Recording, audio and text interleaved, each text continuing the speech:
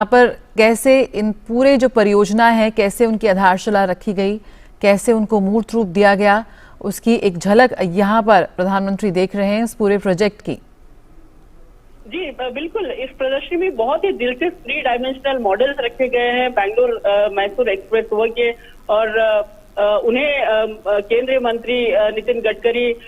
इससे रूबरू करा रहे हैं, बता रहे हैं कि कैसे ये प्रोजेक्ट शुरू से लेकर उसके अंतिम पड़ाव तक इसको लागू किया गया। देखिए, केंद्रीय मंत्री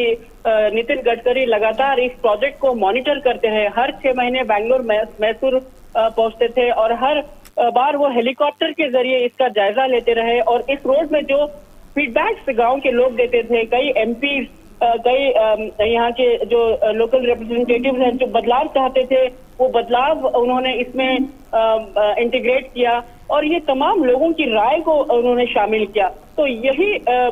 इस वक्त प्रधानमंत्री नरेंद्र मोदी इस प्रदर्शनी का जायजा ले रहे हैं और अलग अलग फेजेस, इस रोड के जो अलग अलग बाईपास है, अलग अलग दिशाओं में जो रोड की डाइवर्शन है, वो तमाम चीजें 3 डायमेंशनल प्रोजेक्ट के तहत, मॉडल के तहत प्रधानमंत्री को समझाया जा रहा है, प्रधानमंत्री को बताया जा रहा है कि कैसे ये रोड तैयार हुआ और इस रोड के बनने के बाद कैसे इस क्षेत्र को, खासकर ओल्ड मैसूर क्षेत्र को विकास की गति मिल रही है, और कैसे बैंगलोर मैसूर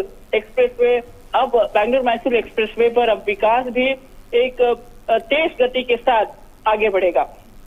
बिल्कुल, कैसे एक विकास गति के साथ यहाँ आगे बढ़ती नजर आ रही हैं तमाम परियोजनाएं, और ये बहुत महत्वपूर्ण होता है जब किसी भी परियोजना की शिलान्यास किया जाता है, किसी परियोजना की शुरुआत की जाती है। तो हमने इतिहास देखा है पिछले 1 दशक में कि कैसे रिकॉर्ड टाइम में, रिकॉर्ड समय में उन परियोजनाओं को पूरा किया जा रहा है। यहाँ जवाबदेही तय हो रही है, लगातार मॉनिटरिंग हो रही है, उसकी गुणवत्ता पर ध्यान देते हुए कैसे अगर कोई वादा किया जा रहा है, शिलान्यास किया जा रहा है, कैसे उसे पूरा किया जा रहा है, ये भी बहुत महत्वपूर्ण है। आयशा, यहाँ पे हम कह सकते हैं रिकॉर्ड टाइम में ये परियोजना को खत्म किया गया और आज हम इसको देख रहे हैं। जी हाँ, बिल्कुल, इस परियोजना को रिकॉर्ड टाइम में पूरा किया गया और इसे 2 फेज में बांटा गया था, जैसे बैंगलोर से निदगट्टा और फिर निदगट्टा से मैसूर, यानी दोनों तरफ से ये सड़क बनकर तैयार हुई। यानी इस बात का इंतजार नहीं किया गया कि बैंगलोर से मैसूर तक सड़क अलग अलग फेज में बनाया जाए। तो इसी वजह से ये इस सड़क को 2 फेज में बांटा गया, क्योंकि जब ये रोड बन रही थी तो मैसूर के तरफ से भी और बैंगलोर के तरफ से भी एक साथ पैरेलली इसे डेवलप किया गया, इस रोड को बनाया गया। यही वजह है कि 2 फेज में इसे बनाया गया, तो इसे रिकॉर्ड टाइम पर पूरा करने में आसानी हुई। और खास बात ये भी है कि इस रोड को बनाने के लिए यहाँ के गांव से जो कई अहम पड़ाव इस सड़क के गुजरते हैं, यहाँ की जमीन एक्वायर करने में ज्यादा वक्त नहीं लगा, क्योंकि यहाँ के लोगों को इस बात का अंदाजा था कि कैसे ये रोड अगर बनती है तो कैसे इस पूरे इलाके को, इस पूरे ओल्ड मैसूर रीजन को एक विकास का पथ मिलता है। तो ऐसे में लैंड एक्विजिशन को लेकर ज्यादा देरी नहीं हुई। तो यही वजह है कि ये रोड रिकॉर्ड टाइम पर तैयार है और आज बैंगलोर और मैसूर का रास्ता केवल 75 मिनट में पूरा हो सकता है।